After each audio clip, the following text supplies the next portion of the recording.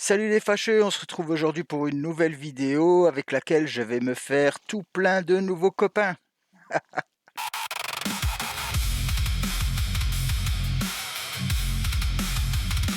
Aujourd'hui, on va parler d'un sujet qui va encore foutre la rage à certaines personnes. Devinez de qui je parle. Il s'agit de la valeur travail. Si vous avez suivi l'actualité depuis quelques jours, c'est le branle-bas de combat pour l'élection présidentielle de 2027. Tous les candidats commencent à se déclarer et à faire le tour des plateaux télé pour présenter leurs propositions. Et ce matin, je suis tombé sur Bruno Retailleau. Alors Dieu sait que les républicains, c'est pas du tout ma came, mais il faut avouer que Bruno Retailleau a dit quelque chose de très intéressant concernant les aides sociales. On va écouter ça ensemble. On ne va pas perdre plus de temps, c'est parti. Quelle économie concrète, par exemple, Je si vous comprends. êtes élu président de la République, la première économie que vous faites? Moi, les économies, je les ferai d'abord pour décourager l'assistanat. Les gens que je vois, vous savez, j'ai commencé depuis des mois et des mois un tour de France. Et j'aime beaucoup le contact avec les gens. Moi, vous savez, je suis un rural, je vis dans une commune de 1600 habitants, j'ai pas de vie mondaine. Mes amis, moi, ce sont des gens, mes voisins qui sont agriculteurs, etc., sont des gens ordinaires. Mais quand je vois des gens, ce qu'ils me disent, écoute Bruno, on bosse très très dur, on gagne pas bien notre vie, on n'arrive plus à boucler les fins de mois, et on a un voisin, on a quelqu'un qu'on connaît, lui, il vit au crochet de la société, il n'a pas besoin de se payer des pleins d'essence actuellement, il n'a pas besoin de faire, comment dirais-je, de faire garder ses enfants, et Et on en connaît tous. On en connaît tous. Il ne faut pas dire que ça n'existe pas. Enfin si, il y en a qui le disent que ça n'existe pas, mais on en connaît tous. et il gagne quasiment autant que nous. Donc ce que je ferais, c'est que je plafonnerais à 70% du SMIC la totalité des prestations sociales. Il y a les prestations sociales, il y en a une quinzaine qui viennent de l'État. Il y en a d'autres qui viennent. Non, je fusionne pas. Je vais vous dire pourquoi. Il y en a d'autres qui viennent, par exemple, de la caisse d'allocation familiale, le RSA, par exemple, et d'autres qui viennent des collectivités. Je fais un compte social unique. Chaque foyer, il y a un foyer fiscal. Vous avez un compte fiscal. Eh bien, il y aura aussi un compte social unique. J'y mets au mois par mois l'ensemble des prestations.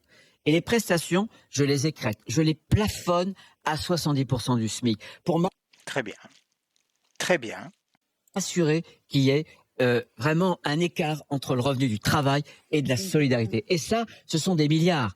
Eh oui, il a raison. Ce sont des milliards. Bon, naturellement, ça va encore hurler au scandale. Oui, on va encore taper sur les pauvres. Il faut taxer les riches. Fermez-la, quoi.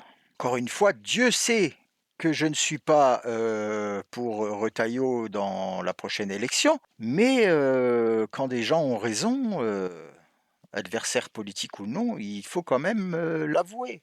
Pourquoi se casser la tête à aller bosser 35 heures par semaine minimum, votre serviteur compris, si au final, celui qui reste tranquille pépouze dans son canapé à la baraque gagne quasiment la même chose? On va regarder ensemble pourquoi la France marche sur la tête. Bon, on va y aller sans langue de bois, on va faire un petit calcul simple. On va partir sur un mec comme moi qui vit à la campagne. Donc le mec, il est au SMIC, il touche 1400 euros net par mois à peu près. Mais pour gagner ces 1400 balles, le gars, il lui faut une voiture. Déjà, voiture dans laquelle il doit mettre du carburant. Et vu le prix du carburant en ce moment, ça douille. À ça, s'ajoute la révision de la bagnole, parce que bon, la bagnole, on lui met des bornes quand même. Il doit se payer sa mutuelle, sert pas du midi. Bon, s'il est proprio, il a encore sa taxe foncière. S'il tape les heures supplémentaires, les impôts sur le revenu.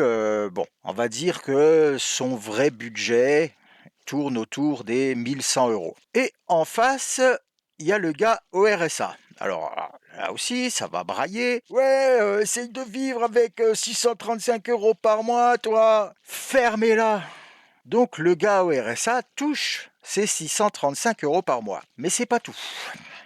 T'ajoutes les APL pour le loyer, t'ajoutes la mutuelle gratuite, les réductions pour le gaz et l'électricité, les transports, bon bah le mec, à part aller faire ses petites courses, hein, la bagnole, il y fout pas 50 ou 100 bornes par jour, plus les autres aides ponctuelles de l'État. Tout ça mis bout à bout, l'écart avec celui qui bosse, ben, en fait, il n'est pas énorme. Et c'est ça le vrai problème en France. Est-ce que ça vaut le coup de s'épuiser au boulot pour gagner une somme dérisoire supplémentaire à la fin du mois? Ben pour beaucoup, la réponse c'est non. Surtout quand la différence entre celui qui travaille et qui ne travaille pas est environ de 200 euros. Alors, on va mettre les choses au clair tout de suite. Je ne suis pas contre aider les gens qui rencontrent des difficultés dans la vie. Ça peut arriver à tout le monde. Personne n'est à l'abri. Ça, c'est un fait. Seconde chose, si vous êtes handicapé ou malade chronique, mes propos ne s'adressent pas à vous. Vous n'avez pas choisi d'être malade, vous subissez. C'est normal que la solidarité s'applique pour vous.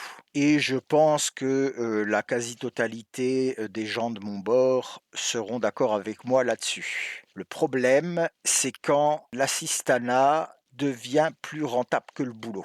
Mais là aussi, je vais reprendre un argument des gauchistes sur lequel je suis plutôt d'accord. Aujourd'hui, on a un système qui piège les gens. C'est-à-dire que vous avez le droit à des aides. Si vous reprenez un petit boulot, même à mi-temps, un petit boulot, vous perdez les aides. Donc, c'est-à-dire qu'en allant travailler, vous y perdez plus qu'en restant à la maison.